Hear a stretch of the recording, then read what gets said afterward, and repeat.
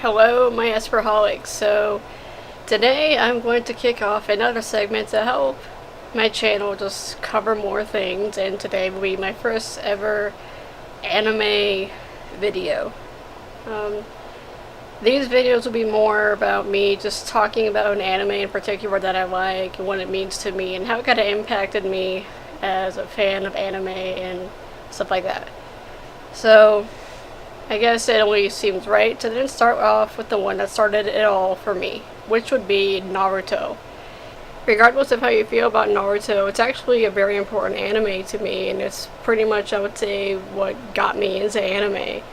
I remember as I started watching the show, I bought the Naruto video games for a Nintendo GameCube, like Clash of Ninja and the ones for Wii, and some of them allowed you to look at the character value of the character and actually look at the 3D model of the character, which would also help me learn how to draw the Naruto characters.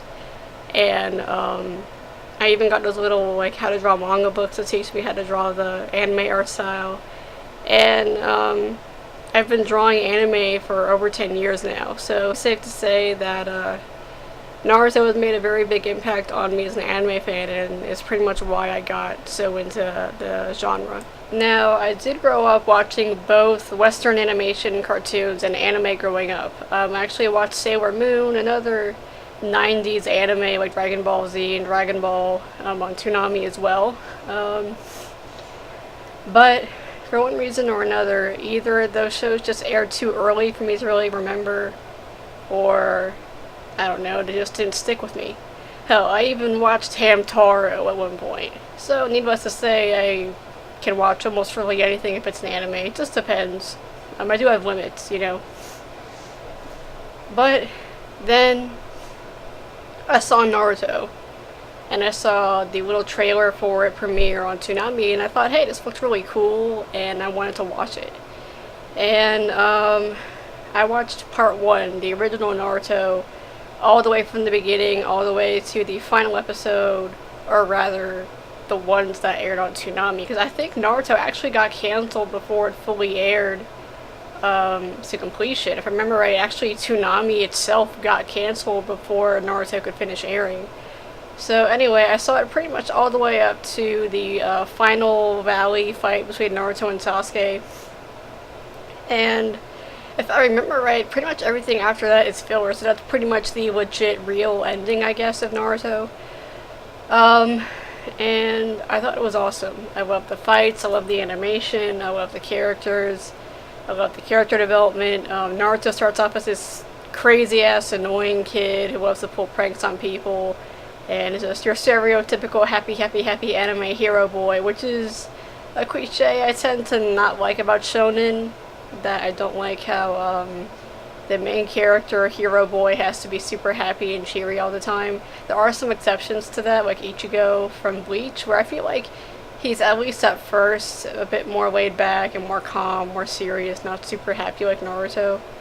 I know he does get a bit more upbeat or whatever when he has more friends in the anime, but anyway, going back to Naruto, his character progresses a lot, and as you get towards the end of the show, he becomes more mature, but he's still really silly.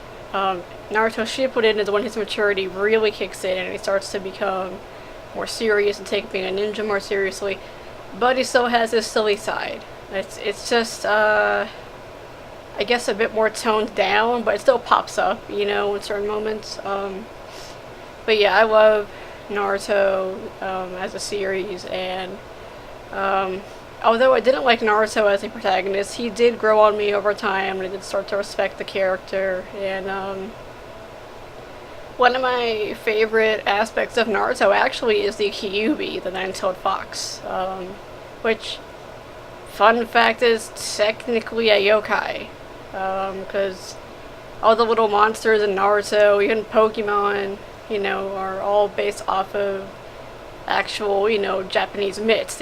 These mythological creatures from Japanese mythology called yokai, and one of them is the Kyuubi, which is a nine-tailed fox. So yeah, he's technically a yokai. He's technically a like spirit monster thing, and he is sealed within Naruto, and it gives Naruto an edge to an extent as a ninja. He can heal a lot faster than the average person can because of the nine-tailed fox not wanting him to die. Because if Naruto dies, the nine-tailed fox dies too. They're sort of linked. Their existence is symbiotic. They need each other. And what's kind of neat though is that in some cases, the nine-tailed fox, who doesn't have a name, it's not revealed until actually Shippuden that he actually is a person, not just this random-ass monster. He is kind of like a parasite at the same time. Like, he sort of feeds off of Naruto and can even kill him if he really wanted to. When Naruto needs an extra boost of power, he activates the nine-tailed fox's power, which in its earliest form makes Naruto's speed and overall strength increase dramatically, as well as giving him bright red eyes and sharper sort of whiskers on his face. When it gets even stronger, he activates what is called the Nine-Tailed Cloak. It's this aura of the Nine-Tailed Fox's spirit energy or chakra going around Naruto. And the first version is the one-tailed version. In this version, it protects Naruto from outside forces hurting him, while at the same time still hurting him a bit. The Nine-Tailed Fox's cloak actually burns Naruto a little bit, and the Nine-Tailed Fox's energy as a whole is very, very hot. It's a very intense energy. And the more tails Naruto gets, the hotter the heat becomes. If I remember right, in one episode of Naruto Shippuden, Jiraiya talks about the gap between Naruto and Naruto Shippuden, the training Naruto took up to Shippuden, where part of it was him learning how to control the Nine-Tailed Fox's powers better. And as he trained with Jiraiya, he accidentally first unlocked the Four Tails mode actually in his training. And Jiraiya explains that with each new tail, the energy gets more intense, to the point that when he gets to Three Tails, Naruto's body is like flailing everywhere because he's actually burning really, really badly. And then he loses all consciousness in Four Tails, and that's when he becomes the sort of miniature version of the Nine-Tailed Fox. And that's one of my favorite aspects of the Nine-Tailed Fox. I thought was really cool that he's actually kind of dangerous for Naruto at the same time. That with each transformation, it is, in a sense, killing Naruto, because it not only destroys a lot of cells in his body, but he actually literally becomes the Nine-Tailed Fox. He gets closer to that with each transformation. With Four Tails, he's a miniature version made out of blood and chakra, and then the Six-Tailed mode, it's essentially the same thing, but now he has a skeletal system. He has the entire skeleton of the Nine-Tailed Fox. And then he actually skips to 8 tails. There actually is no 7. Yeah, it's 4, 6, 8, and then 9. So with 8 tails, he actually has the entire body being the Nine-Tailed Fox with skin. So everything is there. You know, skeleton, muscles, tissue, organs. All that's left is the fur. So that's why it's kind of cool, but also really kind of messed up when you think about it for Naruto. He is literally becoming the Nine-Tailed Fox. Naruto, as a human, as a person, is literally dying and becoming the Nine-Tailed Fox. So that's kind of cool. I thought that was a really cool aspect, especially because they hint at that a lot in the first series. And then that's what made the pain arc for Naruto so cool to me, because they built that up so much in the first series, and then you're actually seeing it happen in the pain arc, that Naruto is pretty much about to die. The moment he goes Nine Tails, that's it. Naruto is dead and he can't go back. He is now the Nine-Tailed Fox. So I thought that was cool.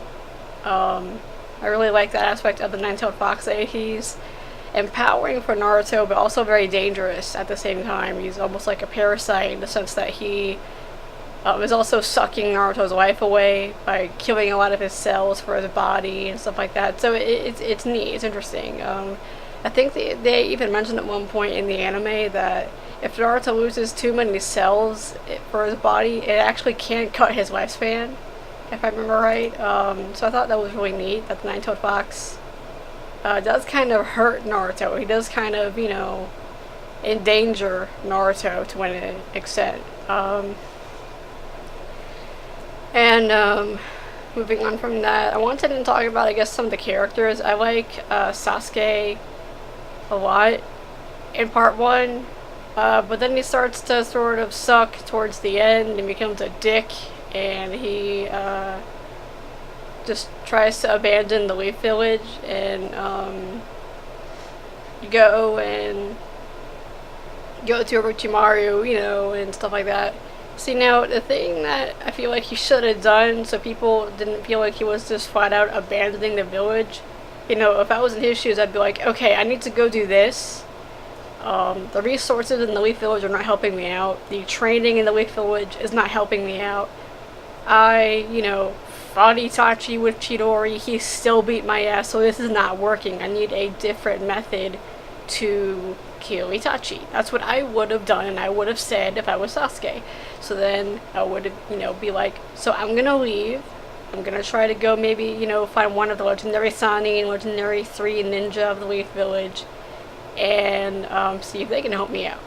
Even if it's Orochimaru, I'm gonna go for him.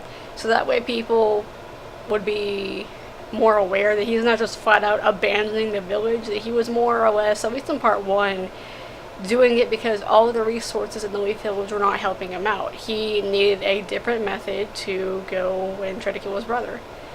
And what makes that all the more upsetting for me is because, back during part 1, I thought what he was doing was a very noble cause, and I backed him up. I thought it was awesome. Here's this, guy, 12 years old, he's a little boy, essentially, and he was freaking hardcore traumatized as a little kid, being 8 years old, seeing its entire clan be murdered in front of him, thanks to Itachi. And they, make Itachi purposely look like a bad guy, a villain in the show, but you learn more about him with Shippuden. Anyway, the point is that, Sasuke says that he wants to restore his clan and kill the person responsible for killing the clan. So I thought, oh hey, okay, that's pretty cool. He's essentially avenging the death of his family and avenging his clan by killing their murderer. Makes sense. This is kind of like a little bit of like an anti-hero kind of mindset. I like it, But then, as the show progresses, he just starts to care less and less and less about his comrades and less about the village. It becomes almost like an unhealthy addiction to his goal. He doesn't care about anybody else, just, killing Itachi. And that's what made him kind of go downhill for me as a character, and I thought, this sucks ass. Sasuke was cool, and I liked him especially during the arc with it's not the Chunin exam. I mean, I did like the Chunin exam arc Sasuke and Zabuza arc Sasuke, but I also like the one where it's more towards the end of part 1 Naruto, where Gaara's introduced and they're fighting in that big arena, which I cannot remember the name of. They fight in the big arena. I think it's like Chunin preliminaries, Chunin finals exam, whatever. So it's that one. Sasuke is like the long hair and the blackish brown outfit, that one.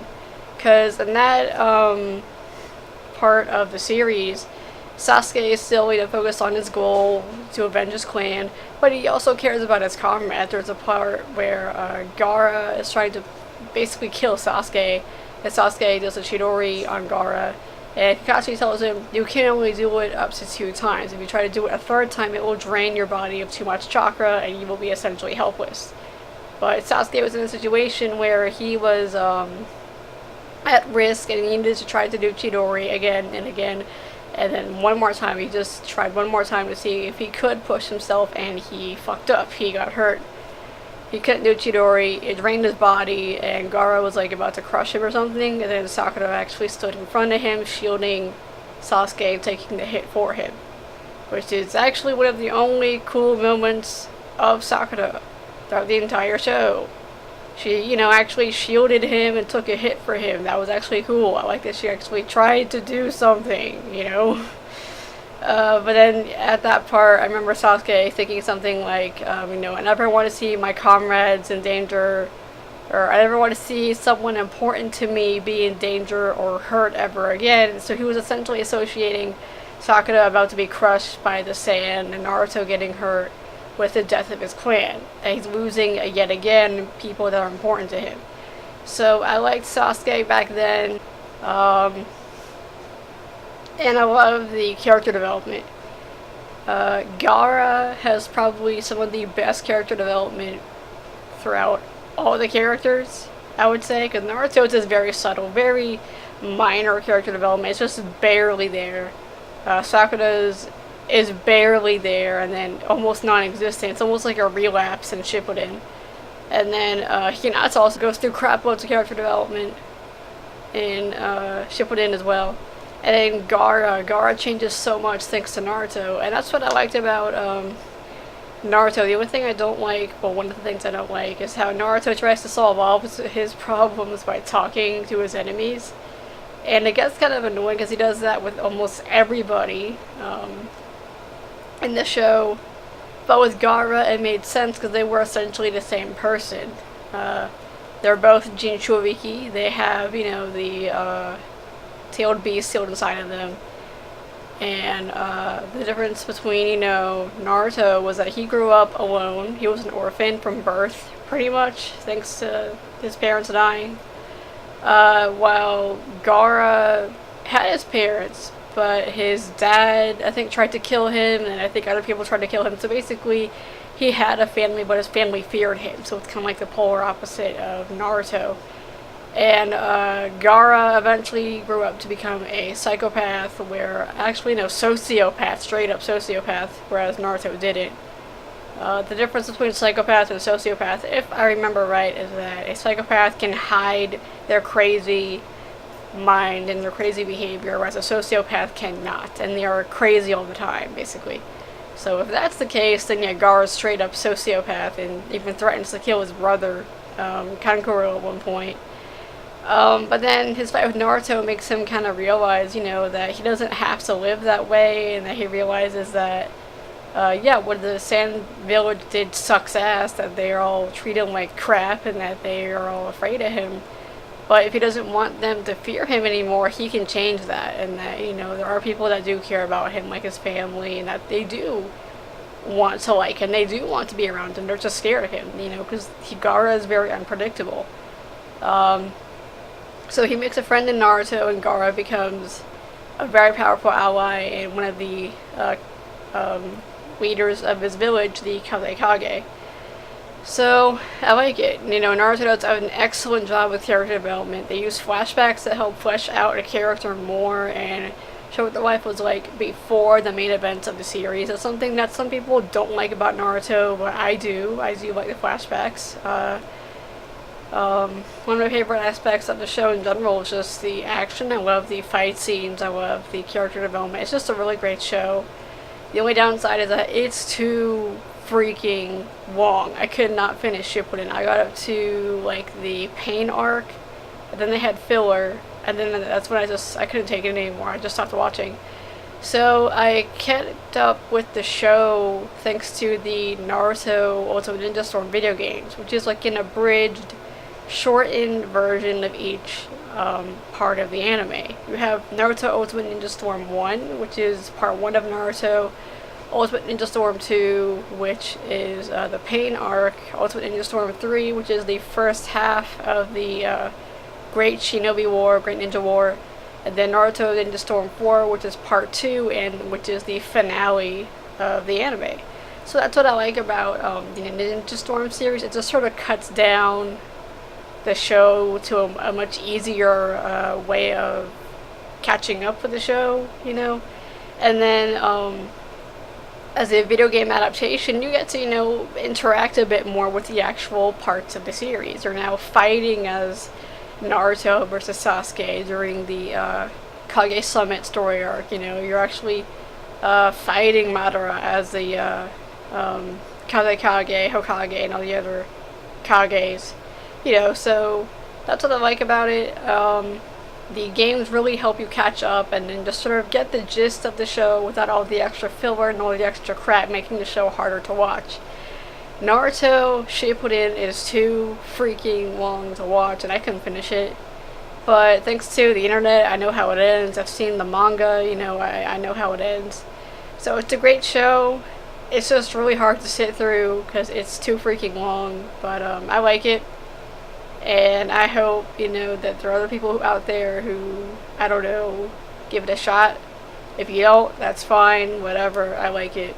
And at one point, I'm going to see if I can want to play one of the Naruto games on here too, so that would be cool. So this has been my first anime thoughts on anime video, and I will do another one soon. I hope you all liked it. Bye.